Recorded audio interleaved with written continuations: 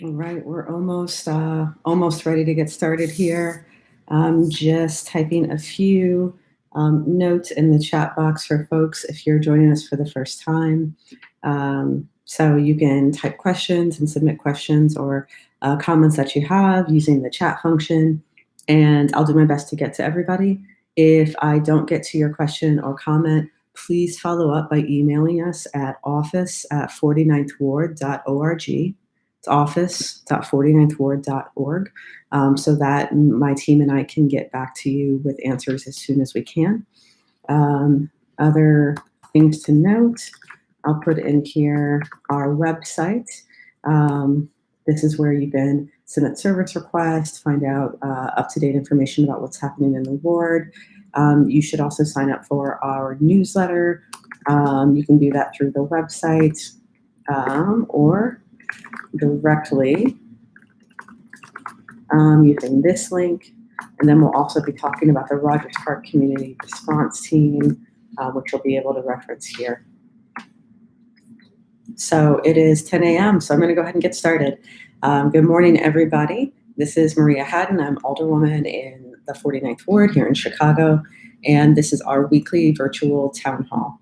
So I am broadcasting live from the 49th Ward Service Office, which has become an empty space that I use as a personal workspace for several days a week now, and come in here at least to do these broadcasts. So we'll give folks a couple minutes. I put some instructions here in the box, email address where you can reach us if your question doesn't get answered, the website where you can find information about our ward services and more contact info. And then, of course, the link there where you can sign up for our weekly ward newsletters, which are in English and in Spanish. There's also a website here for the Rogers Park Community Response Team, which is our local community response volunteer organization where we're doing our best to help neighbors during the COVID-19 outbreak. So I will start off with some updates straight out of our newsletter this week. So this has been our third week, just about here in quarantine, which has been an interesting experience. I think that we'll all have a lot to talk about when this is over, as we are going through this shared time of sacrifices, loss, a shared experience globally of everybody experiencing something for the first time, and trying to do our best through it all. And so I appreciate my team. I guess I'll give a shout out to the 49th Ward staff. We've been working from home remotely now for several weeks, except for our ward superintendent, Danny Murphy, who's still coming into work every day. So the 49th Ward staff and myself, we are working every day. We are working very hard to make sure that we're doing what we can do to continue to provide the best services for you in the ward, to push for the type of legislative and policy work that we need, especially now, to make sure that residents in Rogers Park and across the city are being taken care of during this crisis. And we're still taking your pothole requests as well. Still making sure the trash is taken out, still doing the rat abatement. And of course, trying to bring you the most important updates as people are losing their jobs, as people are losing their livelihood, as businesses are closed, and as people are worried about their housing, their health, and their loved ones. The 49th Ward staff, Leslie and Torrance and Gina and Tiffany and Caleb and Danny, have been fantastic champs. And if you have personal contact info for them, you should send them a thank you or a shout out of appreciation, because they've been doing a fantastic job. So a few updates from the newsletter. So every week, the city departments, the mayor's team, and different agencies have a series of briefings for city council. where we're getting the most up-to-date information about what's happening and what's changing. So the mayor does typically once and sometimes twice weekly check-in with City Council. This week we ended up having two. So one was her briefing on Monday, letting us know kind of the scope of things. She checks in around the projections for the outbreak numbers, about what's happening with the state. And then at the end of this week, she checked in with us about her pick for the new superintendent for the police. We also had a check-in with our commissioner for housing, as well as with our commissioners for the small business group that we have for the city, looking at the Small Business Resiliency Fund and also the fund that we launched for emergency housing assistance, which ran through Wednesday. We also had briefings this week with our Department of Family and Support Services and our Department of Public Health about the citywide wellness check program, and how we're coordinating with these departments and how they're checking in with us at the ward level as well, to give calls. And in some cases, the police department is doing some in-person well-being checks on seniors or folks who are homebound if they can't get a hold of them on the phone. So those are kind of the overall briefings. This week, also, we've been working with Jane Addams Senior Caucus on some legislation that would provide some emergency housing support, and as the city requests some more emergency measures during a public health emergency in senior housing. So ordinance is still drafting. We've been going back and forth with our Legislative Reference Bureau and Jane Addams and the mayor's team, and making sure that what we can put in there is enforceable. And we will be having a virtual city council meeting this month, mid-month. So the date is still to be determined, but it looks like we should be able to introduce that legislation this month. So also every week, myself and the team, we've been hosting regular Zoom check-ins with our community organizations and nonprofits and social service providers, with our small business community, as well as we started last week with our kind of real estate management landlord groups as well, to see what's happening, what kind of challenges we're facing, how folks are taking advantage of different government assistance programs, and trying to do our best to connect them to information so that they can keep going, so that they're able to continue to provide services to our community, so that our small businesses can stay open, and working with that real estate group to try and see what we can do, knowing that as a community of 70% renters, but with so many people losing their employment, we need to make sure that especially our small landlords get connected to resources, so that if you're not able to pay your rent, that they're able to still pay their mortgage and make sure that they can continue to provide the services in their building. I will make a special note. I know that we hit the first of the month for April. Some folks, I'm sure, applied for the emergency rental assistance. I know that of the $2 million we had available, we got more applications than the money that we have. I also know that financial stresses, especially around being able to pay the bills, but particularly the rent, can be very stressful. Certainly something that I've experienced in the past. And I just want to encourage folks, if you need help with your rent, please reach out to your landlord. Call your landlord, call the management company, let them know what's happening, and ask them for the assistance that you need. So right now, no one's going to get evicted. You're not going to be put out of your homes. And also, don't let this stress hang over your head. Everybody is going through the same thing, and you might be surprised. A lot of landlords are finding ways to work out payment plans with folks, to reassure people. I know I've heard from some people who are nervous because they've got leases coming up. They don't know if their lease will get renewed. They're afraid of retaliation. Don't be afraid. Reach out to your landlord. You're in a space right now where you're not alone. I also am asking people, If you positive responses, hearing things from landlord or management companies that are working with you, but also if you're having trouble or finding management companies that aren't being responsive, please email my office. So the email address is there in the chat. We're just office@49thward.org. Please email us. We're here to work with you. We're here to check in with you, and we want to know what you need. It is also because of the job loss and the struggle here that a couple other things that we did this week. I signed on to several letters working on towards legislative or policy requests to help the most impacted people during this crisis. So I have signed on to the letter with the Lift the Ban Coalition asking Governor Pritzker to do a rent and mortgage freeze. A rent freeze without a mortgage freeze is just going to bankrupt a whole other set of people. And I want to really remind folks that here in Rogers Park in particular, a lot of our landlords are small landlords. A lot of our landlords are retired folks who've worked in service positions or public service.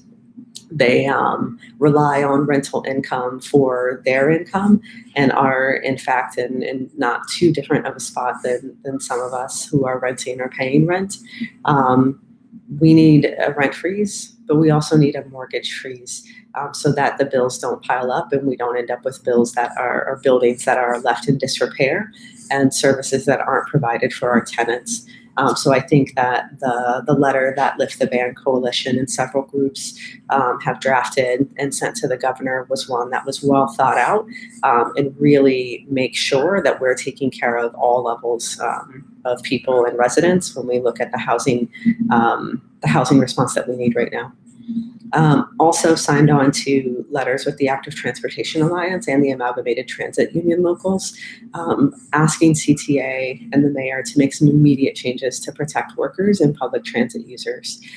So we had a few things that we dealt with this week with residents actually from the First Ward who reached out because they work at the Howard Switchyard at the Howard Station.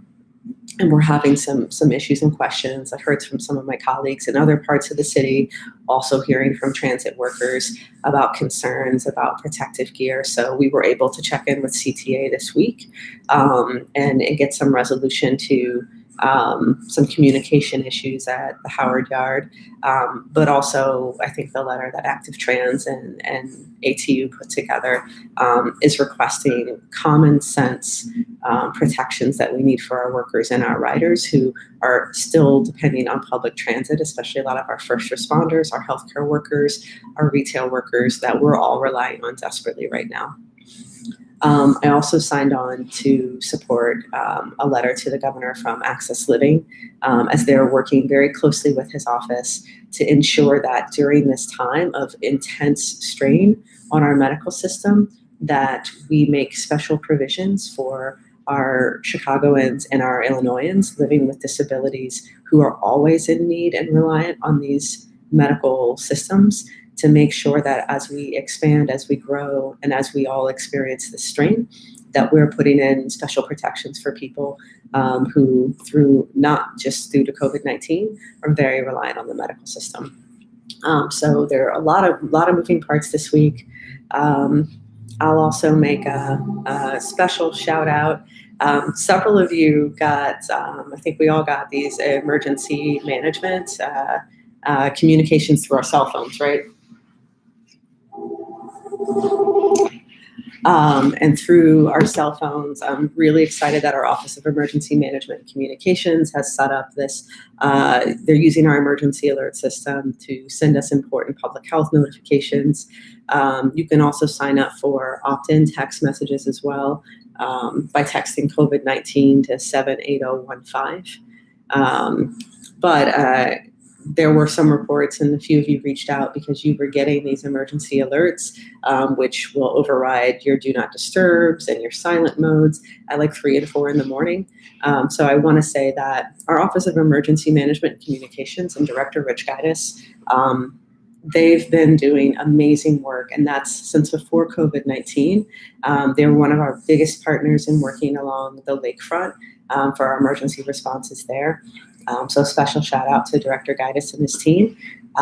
During this very busy time, I sent him an email kindly asking if there was anything they could do about those 3 a.m., 4 a.m. texts. And he not only had a response from me, but a member of his team got back, let me know that they were actually, as they were newly activating the system, they were having some issues with the carrier that resulted in some of those errors and maybe the duplicates that you received, but that also they would make sure to do the scheduling so that it was restricted during those overnight hours unless there was a cause for that overnight alert. So thank you to the Office of Emergency Management and Communications for being so responsive and listening to resident concerns and my concerns even through and in the midst of this crisis. So I'll say you guys don't know how hard, unless you're a public employee, you don't know how hard your city and your county and your state is working for you. Vouching for the city departments, from procurement to aviation to streets and sanitation to CDOT, the libraries, the parks, CTA, all of these agencies and departments. Everybody is continuing to work, to labor, and to do everything that they can to serve Chicago and Chicagoans, while also going through the same crisis that we're all experiencing. So if you are a public employee out there, thank you. If you public employee in your life, or if you're still using public transit because you're having to go to work, the next time you see a city worker, give them a wave. Give them a thank you. Thank them for what they're doing.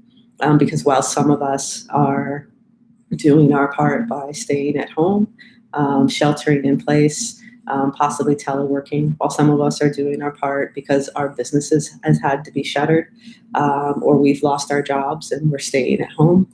Some people are doing their part by continuing to work, by showing up every day, by taking health precautions, and by putting their health at risk in going out every day. So thank the folks that you see, and thank you all who are staying in as well.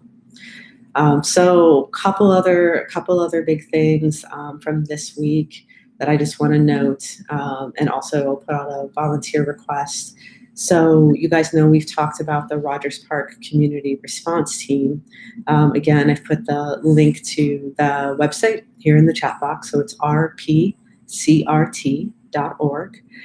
So if you need help, so you're homebound or you're vulnerable, you're immunocompromised, you're disabled, you're a senior citizen, you're just trying to do your best to stay inside and stop the spread, but you need some meds delivered, you need some food delivered, you want somebody to talk to, maybe you just have a question about how to file for unemployment benefits, maybe you have a question about housing programs and assistance.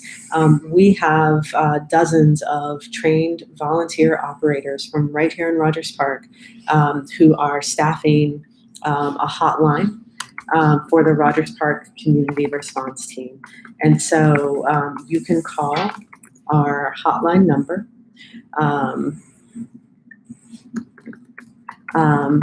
You can call the hotline, or you can go to the website directly yourself.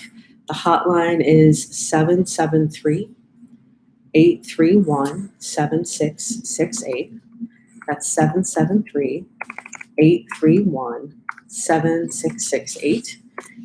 To ask questions, to talk to folks. We also have dozens of volunteers who are there to be virtual buddies. So as we're in week 3 or so of our stay-at-home order, and as we know, we'll be staying at home through the end of April, if you need someone to talk to, you can call the hotline. They can get you paired with somebody who maybe wants to play video games with you, someone who's willing to chat with you on the phone, someone who'll do a video call. We've got virtual buddies, but we also have dozens of folks who are volunteer delivery people. So if you need some food delivered, if you need your meds delivered, please give a call to the hotline, reach out to us via the email that you can find on the website as well. Also, I think many folks, whether you need the help as well, also want to help. So we've been overwhelmed with the warm response of hundreds of people in our community who have signed up to volunteer. So thank you to all of those who have already. If you're somebody looking for a way to help, take a stop over to the website, so rpcrt.org. You can sign up to volunteer. You can get trained as an operator. We've got folks doing outbound wellness calls to our senior citizens. So we've got about 10,000 people to call in the 49th Ward. If you want to take some time to do that, all of this is done with virtual training. We'll tell you how to do it. We get you a script. We'll give you support. You could be making phone calls to your neighbors just to check in on them and see how they're doing. So we're going to be doing that on an ongoing basis. You can sign up to be one of those virtual buddies. You can sign up to contribute as well. So through Northside Community Resources, we have a special COVID response fund set up to help fund the work of the volunteer efforts that we're doing here in the community. We've got local organizations as well, like Howard Area Community Center, A Just Harvest, United Church of Rogers Park, who are providing meals and hot meal delivery to folks. We've got local businesses like Smack Dab, Honey Bear, other restaurants that are providing food, community meals to go. They're feeding first responders. So everyone's pitching in here. If you're looking to be a part of it, go to the website, reach out, we can get you connected, because if there's anything that this community does well, it's pull together and take care of one another. So I want to thank everybody who's already been a part of that, and encourage you, if you're looking for a way to do something other than read the news, and if you're stuck at home and you want to participate, these are volunteer activities that you can do from the safety of your home and your place. So let's see. I'm going to post a link to this week's most current newsletter, if folks want to take a look if you haven't already. And then just remind people that our ward office, staff, as I mentioned earlier, we're working remotely, but please reach out to us. So you can still call us at 773-338 5796. I'll leave a message and we'll get back to you. And you can also email us at office@49thward.org. Last but not least, I'll put in a pitch here for, we've got a couple of rainy days ahead of us, but we did have a couple of nice days in this last week. And definitely still hearing a lot of concerns about people congregating at the lakefront. So I know for the most part, I've heard and checked in with the police commander and heard from residents who live along the lakefront. For the most part, the grand majority of people are going out, seem to be minding their social distance guidelines. But I want to remind people that the lakefront is closed. So the lake access is closed, the parks along the lakeshore are closed. We really need people to follow the rules. You are not the exception to the rule. You may be following your social distancing guidelines. You might be doing what you're supposed to do. And also 20 or 30 of you out there doing what you're supposed to do, tell 20 or 30 other people who don't fully understand or who aren't as rule bound as you are, that they can go out there and play a soccer game, or they can take their kids and have a play date. So I'm just saying, we need these rules to be followed, absolutely. We don't have the enforcement power to go and disperse and break up everyone every time they congregate at the lake. We need people to be adults, to be responsible, and to do this for their community. And I'll say, please remember that you may be thinking about how you're following a rule or how you're doing this in a safe way, and you might think of yourself as the exception. But every time someone thinks of themselves as an exception, they're putting people's lives at risk. Under other normal circumstances, this might sound overly dramatic, but I've talked to people, frontline healthcare workers, This is very real. We need you to stay home.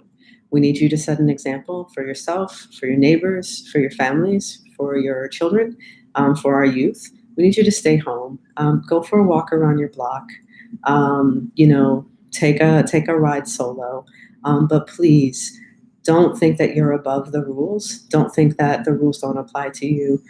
This is for your community, and you may not see the risk directly, and you may not feel the impact directly, but all around this city, um, our frontline responders, our grocery store workers, our restaurant workers, our hospitality workers, the people who've been laid off, the medical workers, they're feeling this directly and they're making sacrifices for us. We need to make sacrifices for them. So with that, I'll finish up for today.